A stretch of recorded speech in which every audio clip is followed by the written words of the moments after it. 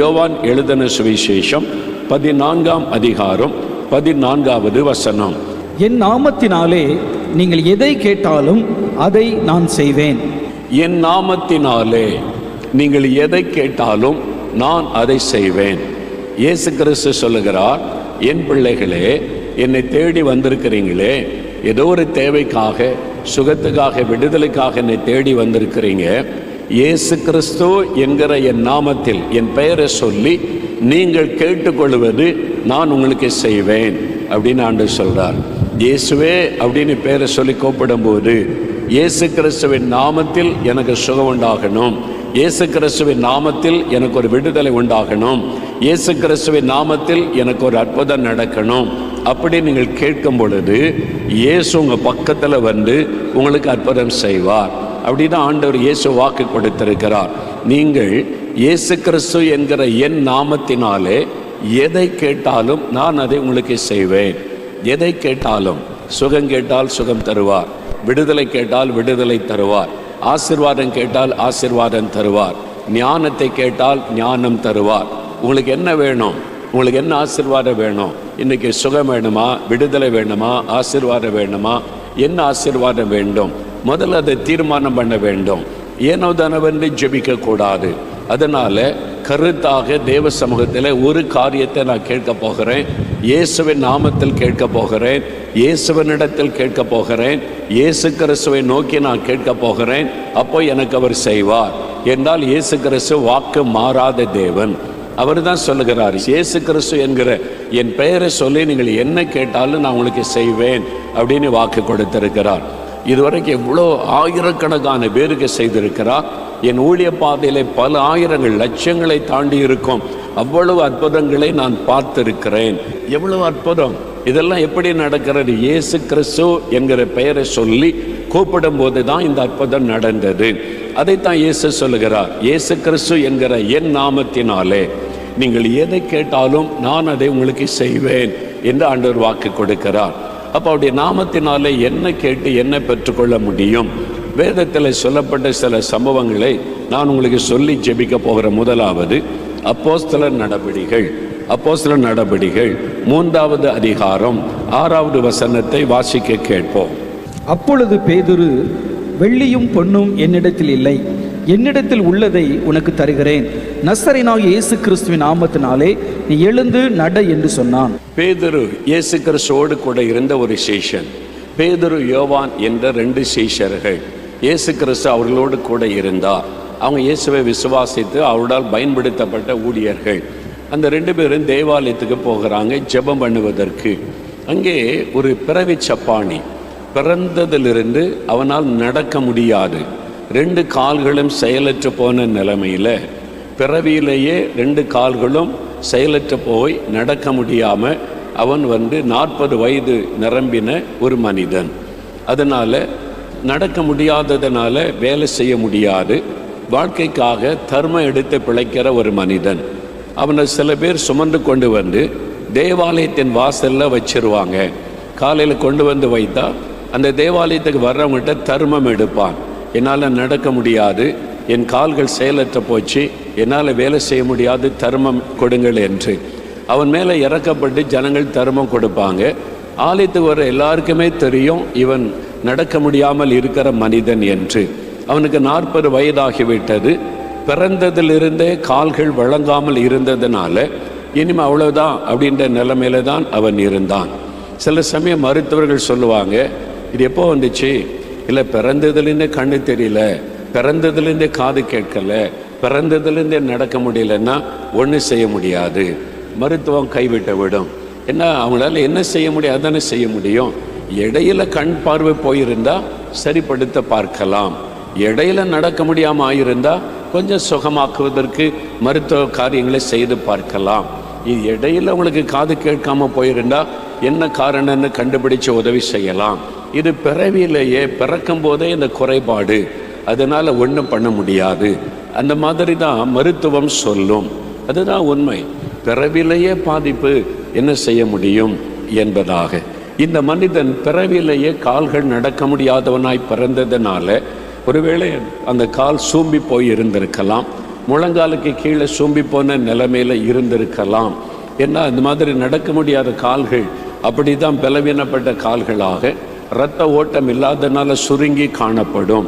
நம்ம இன்றைக்கும் பார்க்கிறோம். அப்படிப்பட்ட ஒரு மனிதன், அவனால் எழும்ப முடியாது, நிற்க முடியாது, நடக்க முடியாது, உட்கார வச்ச இடத்துல உட்கார்ந்துருப்பான். மறுபடியும் சாயங்காலத்தில் வந்து அவனுடைய குடும்பத்தார் அவனை கொண்டு போயிடுவாங்க. இதுதான் அவனுடைய வாழ்க்கை.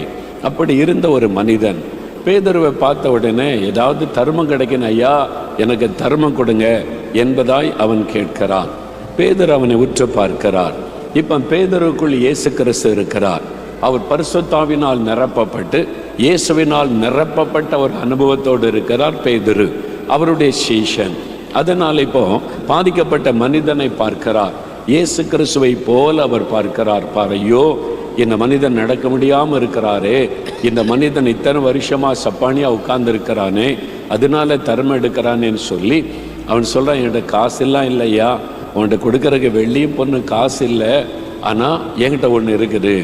என்ன தெரியுமா? விலையேறப்பட்ட ஒன்று இருக்குது. இயேசு கிறிஸ்து எனக்குள்ளே இருக்கிறாரு. இயேசு கிறிஸ்து என்கிற வல்லமையான ஆண்டவர் என் கூட இருக்கிறாரு.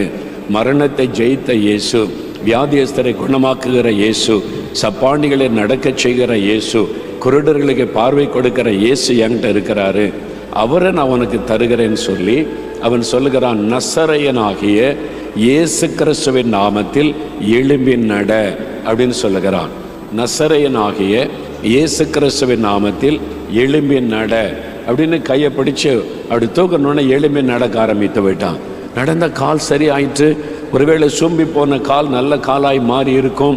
இப்போ கால் நடக்க முடியும், துள்ளுகிறான், குதிக்கிறான், சத்தமிடுகிறான், நான் சுகமாயிட்டேன், நான் நடக்கிறேன், மகிழ்ச்சியோட தேவாலயத்துகளை ஓடுகிறான். மக்கள் எல்லாம் பார்க்குறாங்க, எப்படி அவன் நடக்கிறான், வாசலில் உட்காந்து தர்மம் எடுப்பானே அவன் தானே, நாம தான் பல வருஷமாக பார்க்குறோம், இப்படி நடக்கிறான்னு சொன்னால் அங்கே யாரோ ஒருத்தர் நிற்கிறாங்க, அவங்க தான் சுகமாக்குனாங்களா அப்படின்னு மக்கள் எல்லாம் வந்து பார்க்குறாங்க. ஒரு அற்புதம் பாருங்க, இயேசு கிறிஸ்து அந்த நாமத்தை சொன்ன உடனே சப்பானியாக இருந்த மனிதன் எழும்பி நடக்கிறான். அவன் மேலே அவன் கை வைத்து ஜெபமெல்லாம் பண்ணவில்லை. பேதுரு அவர் மேலே கை வைத்து ஜெபமெல்லாம் பண்ணவில்லை. இயேசுவின் நாமத்தை சொல்லுகிறார். நான் இயேசு கிறிஸ்துவின் நாமத்தில், நசரேயனாகிய இயேசு கிறிஸ்துவின் நாமத்தில் எழும்பி நட, அவ்வளவுதான். அந்த பெயருக்கு எவ்வளோ பெரிய வல்லம் இருக்குது பார்த்தீங்களா? அதனால தான் அந்த இயேசு கிறிஸ்துவின் பெயரை சொல்லணும். அந்த பெயரை விசுவாசத்தோடு நீங்கள் சொல்லணும். அந்த நாமத்தை சொல்லும் பொழுது, பெயரை சொல்லும் பொழுது பலத்த அற்புதம் நடக்கும், வியாதிகள் மறையும், பிறவி குறைபாடு கூட மாறும், பிறவிலேயே பாதிப்பு கூட மாறும். ஆண்டவர் இயேசு கிறிஸ்துவுடைய வல்லமை அப்படிப்பட்டது. திருநெல்வேலி மாவட்டத்தில் கூடன்குளம் என்கிற ஒரு இடம் இருக்குல்ல, கூடன்குளம்ன்ற இடம், அங்கே ஒரு குடும்பத்தார், அந்த குடும்பத்தில் ஒரு பெண் குழந்தை பிறந்தது. அந்த குழந்தை பிறந்து வளர ஆரம்பித்த போது அது நின்னால் சாஞ்சு தான் நிற்கும், இப்படி ஒரு பக்கம் சரிஞ்சு தான் நிற்கும். என்ன குழந்தை சரிஞ்சு நிற்கிது, நடந்தால் இப்படி சரிஞ்சு தான் நடக்கும். ஏன் குழந்தை சரிஞ்சு நடக்குது? டாக்டர்கிட்ட கொண்டு போனாங்க. அவங்களை கவனிக்கிற அந்த டாக்டர்கிட்ட கொண்டு போனாங்க. அவங்க செக் பண்ணிட்டு சொன்னாங்க, உங்கள் குழந்தைக்குடைய ஒரு காலை விட ஒரு கால் 2 இன்ச்சு இவ்வளோ தூரத்துக்கு கட்டையாக இருக்குது, ஷார்ட்டாக இருக்குது, 2 காலும் ஒரே மாதிரி இல்லை, ஒரு கால் கட்டையாக இருக்கிறதுனால இந்த குழந்தை ஒரு பக்கம் சரிஞ்சு நிற்கிது, சரிஞ்ச நடக்குதுன்னு பெற்றோருக்கு ரொம்ப துக்கமாயிற்று. ஐயா, ஏதாவது பண்ண முடியுமா, ஏதாவது செய்ய முடியுமான்னா ஒன்றும் செய்ய முடியாது. ஏன்னா இது பிறவி குறைபாடு. இடையில ஒரு விபத்து ஏற்பட்டுச்சு, ஆபத்து ஏற்பட்டுச்சு, காலில் ஒரு பிரச்சனைன்னா சரிப்படுத்தி பார்க்கலாம். இது பிறவி குறைபாடு. பிறக்கும் பொழுதே ஒரு காலை விட 2 இன்ச்சு கட்டை. அப்போ எலும்பு நரம்பு எல்லாமே ஷார்ட்டாக தான் இருக்கும், அதெல்லாம் நீட்ட முடியாது, அதனால ஒன்றும் செய்ய முடியாதுன்னு சொல்லிட்டாங்க. அப்போ என்னதான் காரியம்? ஒரே ஒரு காரியம் தான் இருக்குது. உங்கள் குழந்தையினுடைய ஒரு கால் ஷூவை 2 இன்ச்சு உயரமாக ஹீல்ஸ் வச்சு செஞ்சு கொடுங்க. அப்படி போட்டுக்கொண்டு நடந்தால் 2 காலம் ஒரே மாதிரி இருக்கும், ஒரே மாதிரி இந்த குழந்தையால் நடக்க முடியும். இது ஒன்று தான் சொல்யூஷன். வேறு வழி இல்லாமல் அந்த குழந்தைக்கு செருப்பு ஆர்டர் பண்ணி தான் செய்யணும். ஒரு கால் செருப்பு 2 இன்ச்சு உயரமாக இருக்கும். அதே மாதிரி ஷூ, ஸ்கூலுக்கு போகிற ஷூ 2 இன்ச்சு அதிக உயரமாக இருக்கும். அதை போட்டுக்கொண்டு தான் அந்த குழந்தை ஸ்கூலுக்கு போகும். அப்போ தான் நேராக நடக்க முடியும். 24 மணி நேரம் ஷூ போட்டுக்கொண்டே இருக்க முடியுமா? வீட்டுக்கு வந்தவுடனே கழட்டி போட்டுரும். ஆனால் நடக்கும்போது சரிந்து தான் அந்த குழந்தை நடக்கும். 2 இன்ச்சு கட்டையாகி காணப்பட்டதுனால அப்படியே நடந்து அதனால இடுப்பு எலும்பில் வலிக்கும்.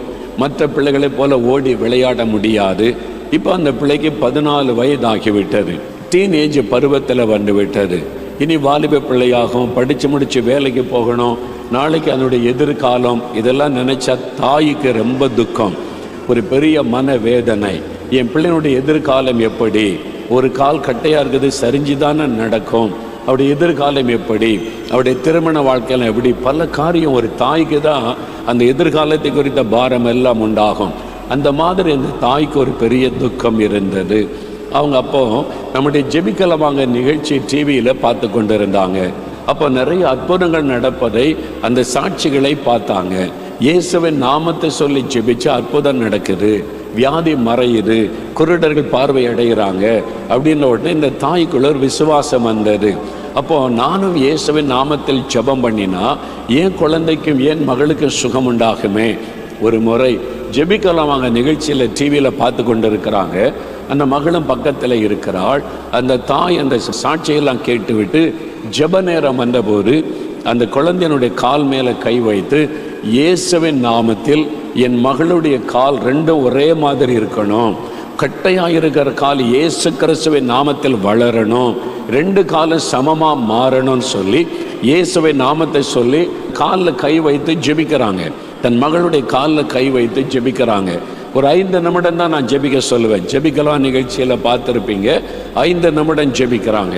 ஜெபம் முடிச்சுட்டு அந்த தாயார் அப்படியே அவங்களுடைய வேலைகளை கவனிக்க ஆரம்பித்தாங்க. இந்த மகள் எழும்பி நடக்க ஆரம்பித்தா 2 காலம் ஒரே மாதிரி இருக்குது. அல்லேலூயா. 2 காலம் ஒரே அளவாக இருக்குது, ஒரே மாதிரி நடக்க முடியுது. சரிந்து நடந்த அந்த மகள் இப்போ நேராக நடக்கிறாள். பார்த்தா நேராக நடக்கிறியே, காலில் என்னாச்சு பார்த்தாக்கே ஒன்று போல இருக்குது. இப்போ இந்த வளைவே இல்லை, குறைவே இல்லை. டாக்டர்கிட்ட போனாங்க. அதே டாக்டர்கிட்ட போய் செக் பண்ணால் டாக்டருக்கு ஆச்சரியம், என்ன நடந்துச்சு, என்ன பண்ணுனீங்க? இயேசு கிறிஸ்துகிட்ட ஜெபம் பண்ணினோம், இந்த கால் 2 இன்ச் வளர்ந்து விட்டது.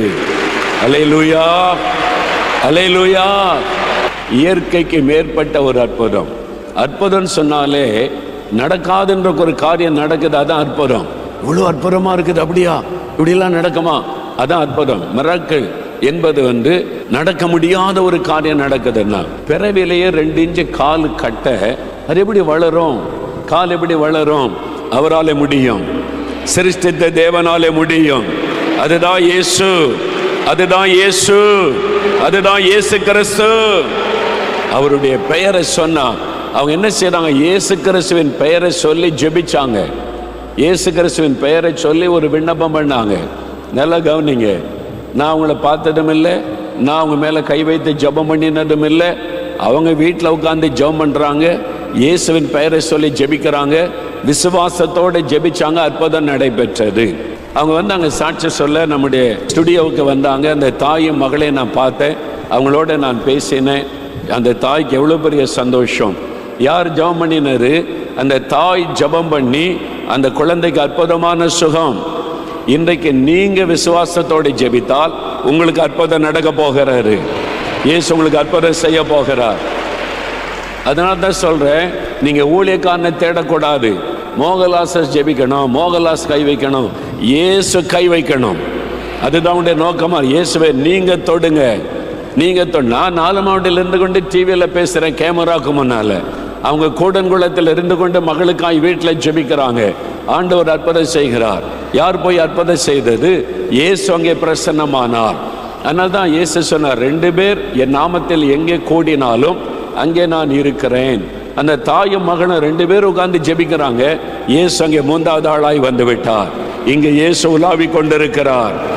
நீங்க ஜெபித்தால், நீங்க விசுவாசத்தோடு ஜெபித்தால் உங்களுக்கு அற்புதம் நடக்கும். அல்லேலூயா. இப்போ பிறவி சப்பானி நடக்கிறான். அவனுடைய கால்கள் புது கால்களாய் மாறிவிட்டது. நீங்க விசுவாசித்தால், வீல் சேர்ல வந்திருக்கிறீங்க, நடக்க முடியாம வந்திருக்கிறீங்க, மோகலாசஸ் ஏதோ பண்ணிடுவார் நினைச்சீங்கன்னா ஒன்றும் நடக்காது. ஆனால் இயேசு என்னை தொடுவார், இயேசு என்னை நடக்க வைப்பார்னு விசுவாசித்தீங்கன்னா நீங்க நடப்பீங்க. உங்களுடைய கால்கள் புது கால்களாய் மாறும். 2 இன்ச்சு காலை வளர வைத்த ஆண்டவருக்கு உங்களுடைய கால்களை புதிய கால்களாய் மாற்ற முடியும். என் காலை மாற்றினார், என்னை யாருமே தொடவில்லை. இயேசுவின் நாமத்தில் ஜெபிக்கும் போதே வல்லமை தொட்ட என் செயலற்ற போன கால் செயல்பட்டது. என்னால் அதை உணர்ந்து கொள்ள முடிந்தது. இயேசுவை தேடணும், இயேசுவின் நாமத்தை சொல்லணும். கண்கள் பாதிக்கப்பட்டிருக்குதா, புது கண்ணாய் மாறிவிடும். உங்களுடைய கண்கள் புது கண்களாய் மாறிவிடும். காது கேட்கலையா, உங்களுடைய காது திறக்கப்பட்டு விடும். செவிட்டு காதுகள் திறக்கப்பட்டு விடும். ஐயா, பிறந்ததுலேருந்தே காது கேட்காது. அப்படி வந்தாங்க சில வாரத்துக்கு முன்னால், அப்படி வந்தாங்க. அதாவது போன மாதம் திறமை ஜபத்துக்கு முந்தின நாள் 2 காதுமே கேட்காது. பிறந்ததுலேருந்தே கேட்காது. 16 வயசு 18 வயசு வாழை பிள்ளைங்க பெற்றோர் வந்திருக்கிறாங்க. பிறந்ததுலேருந்தே காது கேட்காது ஐயா அந்த பிள்ளைகளுக்கு. அப்போ இப்போ 16 வயசு ஆயிட்டு. எப்படி இந்த மஞ்சள் சட்டை போட்ட பையங்க நிற்கிறாங்க பாருங்க. அவன்கிட்ட சொன்னேன், போய் ஜெபம் பண்ணு, இந்த காதை திறந்து என்கிட்ட கூட்டிகிட்டு வரணும். உனக்கு 10 நிமிஷம் டைம், 10 நிமிஷத்தில் ஜெபம் பண்ணி காதை திறந்து என்கிட்ட கூட்டிகிட்டு வான்னு சொல்லி அனுப்பினேன். அப்படியா, சரின்னு கூட்டிகிட்டு போனான். கூட்டிகிட்டு போய் 10 நிமிஷம் கழித்து கூட்டிகிட்டு வர்றான். 2 காதும் கேட்கறது. அல்லேலூயா, அல்லேலூயா. அடுத்த நாள் அந்த பிள்ளைகள் வந்து பார்த்தாங்க, காது நல்லா கேட்குது. பிறவியிலிருந்தே காது கேட்காது. 16 வருஷம் 18 வருஷம். அதுக்கு எவ்வளோ? 10 நிமிஷம் ஜெபம், அவ்வளவுதான். யார் ஜெபம் பண்ண? நான் ஜெபம் பண்ணலை. நீங்கள் நல்லா புரிந்து கொள்ள. அதனால தான் நீங்கள் மோகலாசை தேடாதங்க, இயேசுவை தேட பழகுங்க. நான் ஜெபிக்கலை. இந்த மஞ்சள் சட்டை போட்ட பையன் என்ன யாருன்னே எனக்கு தெரில. ஒரு தம்பியை நான் அனுப்பினேன். இப்போ ஜெபம் பண்ணி காதை திறந்துக்கிட்டே என்கிட்ட கூட்டிட்டு வான்னு சொன்னேன். 10 நிமிஷத்தில் கொண்டு வந்து நிறுத்தேன், காது கேட்குது. அப்போ யார் ஜெபித்தாலும் இயேசு அற்புதம் செய்வார். அல்லேலூயா. இல்லை நீ ஜெபிச்சாலும் கேட்க முடியாது. மோகன்லாஸை ஜெபிச்சாதான் நான் அற்புதம் செய்வேன் இயேசு சொல்லுவாரா? சொல்ல மாட்டார். என்றால் அவர் உங்களையும் நேசிக்கிறார். என்ன நேசிக்கிற மாதிரி உங்களை நேசிக்கிறார். எல்லாரையும் ஒரே மாதிரி நேசிக்கிறார். யார் விசுவாசத்தோடு ஜெபித்தாலும் இந்த ஜெபத்திற்கு பதில் தருவார். உங்க வீட்டில் நீங்க இருக்கிற இடத்துல நீங்க விசுவாசத்தோடு இன்னைக்கு ஜெபிச்ச அற்புதம் நடக்கும். உங்க வீட்டில் நடக்க முடியாதவங்க இன்னைக்கு நடப்பாங்க. உங்க வீட்டில் படுக்கையில் இருக்கிறவங்க இன்னைக்கு சுகமாவாங்க. விசுவாசத்தோட நீங்க ஜெபிச்ச அற்புதத்தை பார்ப்பீங்க. அதுதான் சொல்லுகிறேன்.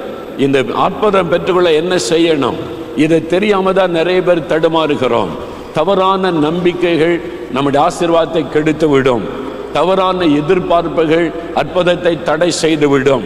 சரியான விசுவாசத்தோட சரியான ஆளிடத்தில் ஜெபிச்சா அற்புதம் நடக்கும். அதனால தான் நம்ம ஜெபிக்கும் போது இயேசுன்ற பெயரை சொல்லணும். சிலர் கடவுளே சாமி கடவுளேம்பாங்க. ஆண்டவர் கேட்பார், உனக்கு எந்த கடவுள்? உலகத்தில் ஒவ்வொரு நாட்டில் ஒவ்வொரு கடவுளை சொல்றாங்க. மனிதனை கூட கடவுள்ன்றான்.